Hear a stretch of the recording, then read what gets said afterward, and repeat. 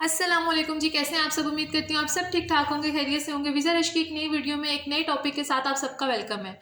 अच्छा जी, आज की जो वीडियो है हमारी वीज़ा प्रोसेस पे या फिर उसके डॉक्यूमेंट्स पे, उनकी डिटेल्स पे कि किस तरीके से आप लोगों को एडमिशन मतलब जो है वो स्टेप बाय स्टेप आपको बताऊंगी कि कौन कौन से स्टेप आते हैं, तो आपको पता चलता रहेगा कि आप सही गाइडलाइन मतलब आप सही स्टेप्स पे चल रहे हैं कि नहीं। तो सबसे पहले आपने स्टूडेंट्स क्या करना है जी, आपने एक कोर्स सेलेक्ट कर लेना है। आपने कोर्स कौन सा सेलेक्ट करना है जिसमें आपका इंटरेस्ट होगा। स्टूडेंट्स, मैं आपको फिर से कह रही हूँ कि आपने सिर्फ वही कोर्स सेलेक्ट करना है जिसमें आपका इंटरेस्ट है, जिसमें आपको लगता है कि आप फ्यूचर में काम कर सकेंगे। क्योंकि पहले जैसे आपको पता है कि ये एक होता था कि स्टूडेंट्स जाते थे कोर्स कोई और लेके वहाँ जाके चेंज कर लेते थे। तो अब जो न्यू पॉलिसीज आई हैं, जो न्यू माइग्रेशन इन्होंने स्ट्रेटेजीज अनाउंस की हैं, उसके मुताबिक ये होगा कि आप बिल्कुल भी वो कोर्स चेंज नहीं कर सकेंगे। तो पहले से ही उस चीज़ को सोच समझ के करें। ठीक है, उसके बाद आपने क्या करना है कि आपने अप्लाई इन डिफरेंट यूनिवर्सिटीज़। ठीक है, try to go for only level 1 universities. जैसे आपको पता है कि प्रीवियसली लेवल 1 यूनिवर्सिटीज़ का उन्होंने कहा है कि जो वीज़ा रेट होगा एज़ कम्पेयर टू लेवल 2 और लेवल 3 यूनिवर्सिटी, तो उससे ज़्यादा होगा। तो आपने क्या ट्राई करना है, आपने वो यूनिवर्सिटी सेलेक्ट करनी है जो लेवल 1 पे है। और स्टूडेंट्स, आपको मैं एक और मेन चीज़ बता दूँ कि जब आप अप्लाई कर रहे होते हैं तो कभी भी आपने ऐसा नहीं करना कि एक यूनिवर्सिटी में अप्लाई किया और 4 महीने उसके लिए वेट किया, उसके रिस्पॉन्स के लिए, फिर दूसरी यूनिवर्सिटी में अप्लाई किया। आप एक साथ ही 7-8 यूनिवर्सिटीज़ को टारगेट करें और उसमें अप्लाई साथ ही करें, ताकि आपको ऊपर नीचे चीज़ों का पता चलता रहे कि भाई फिर क्या सीन चल रहा है। ठीक है, ये ना हो कि आपका जो वेट है वो इस तरीके से बस वेट ही रह जाए। ठीक है, फिर उसके बाद जैसे ही आपकी सिलेक्शन होती है, आपको विद इन 15 to 20 डेज़ मतलब जो आपका ऑफर लेटर है वो मिल जाता है। ठीक है, ऑफर लेटर लेने में मोस्टली कुछ मतलब मोस्टली नहीं, कुछ यूनिवर्सिटीज़ ऐसी हैं जो 1 से 2 महीने भी लेती हैं। और अगर आपको आप भी उन यूनिवर्सिटीज़ में से हैं या फिर आपका भी अगर इस तरीके से डिले आ रहा है, तो आपने परेशान नहीं होना। You can email to your university. और अगर आप नहीं करना चाहते हैं तो आप अपने एजेंट को, जिसके थ्रू आप काम करवा रहे हैं या जिसके थ्रू आपने अपनी फ़ाइल लॉन्च करनी है, या मतलब कुछ भी किसी एजेंट के थ्रू आपने एडमिशन लिया, तो उससे कह के आप लोग अपनी यूनिवर्सिटी को ईमेल करवा सकते हैं।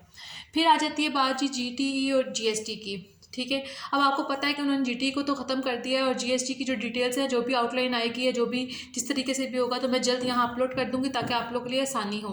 आपको मैं सिर्फ स्टेप्स बता रही हूँ कि आपको पता चल जाए कि आपने कोर्स सेलेक्ट कर लिया, आपने यूनिवर्सिटी सेलेक्ट कर लिया, एडमिशन भेज दिया, फिर आपने क्या कर लिया, आपको ऑफर लेटर मिल गया। ऑफर लेटर मिलने के बाद क्या होता है, 2 तरह के ऑफर लेटर होते हैं, एक कंडीशनल और एक अनकंडीशनल। जो कंडीशनल होता है उसमें आपको बता देते हैं कि कौन कौन सी कंडीशन है। जैसे अगर आपके पास जीएसटी की कंडीशन आ सकती है, आपके पास आइल्स स्कोर की आ सकती है, आपके पास फीस की, आपके ओएसएचसी की, मतलब डिफरेंट चीज़ों की आपकी रिक्वायरमेंट आ सकती है।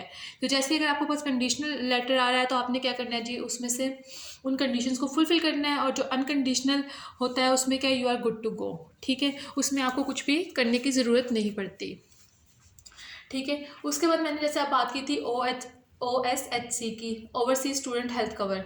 तो उसमें आ जाता है कि आपके ऑफर लेटर पे मेंशन होता है कि आपने कितनी हेल्थ कवर पे करना है, या यूनिवर्सिटी की वेबसाइट पे होता है कि आपने कितना हेल्थ कवर पे करना है। आज जब उन कंडीशंस को फुलफिल कर लिया, तो लास्ट मतलब जो स्टेप आ जाता है वो आता है COE का।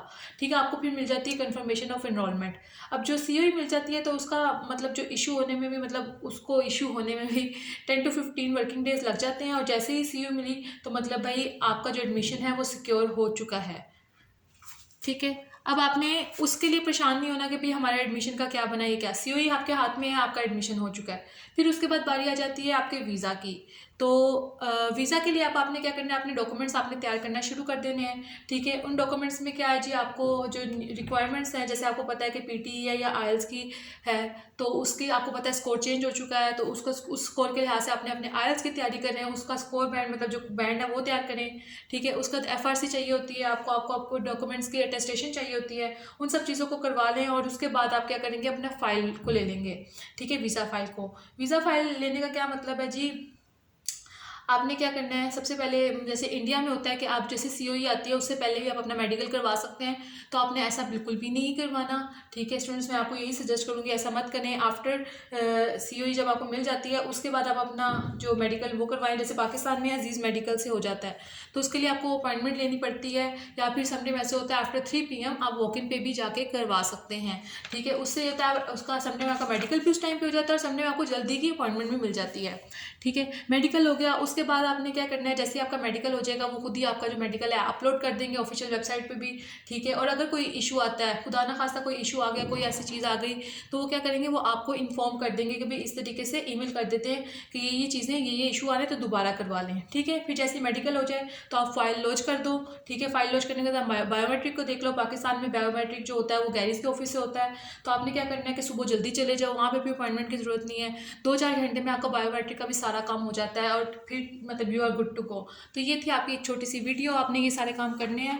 तो उम्मीद करती हूँ कि आपको ये वीडियो पसंद आई होगी। तो अपना बहुत सारा ख्याल रखिएगा, लाइक करें, कमेंट करें, शेयर करें, subscribe to my channel. Thank you so much. और हाँ, प्लीज़ मुझे मैम मत बोलिया करें, मुझे दी बोलिया करें, मुझे वो आप ही बोला करें, मुझे वो ज़्यादा अच्छा लगता है। Thank you so much for your respect and for your kind comments. Thank you. अल्लाह हाफिज़, टेक केयर।